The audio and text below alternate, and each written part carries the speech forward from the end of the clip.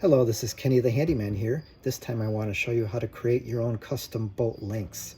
So here I have a 8/32 bolt that's 1.5 inches long, and I want to cut it down to half that size to 3/4 inch.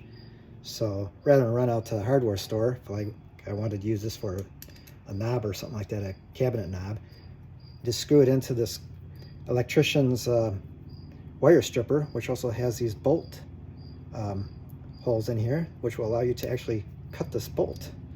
So what I'm going to do is I'm going to line it up with the 8/32, start screwing it in there. Since this is 1.5 inches, I'm going to cut this down about half of the width or the length,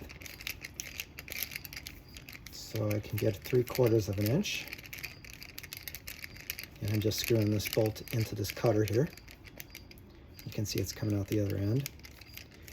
Screw it halfway. Let's just measure this thing, make sure we're 3/4 of an inch, which, yep, just a couple more turns. And then, once you got it to the right length, you just squeeze down on this, and it cuts off just like that. Cuts the bolt right off. I can back it out.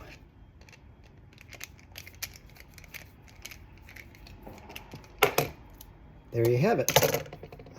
Now it's 3/4 of an inch long instead of 1.5 inch long.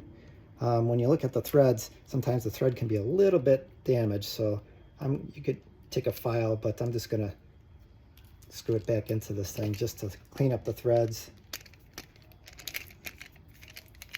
Screw it in a few times, then take it out. Then the threads should be nice and clean, which they are. And there you have it. That's how to make your own custom bolt length. Hope that helps.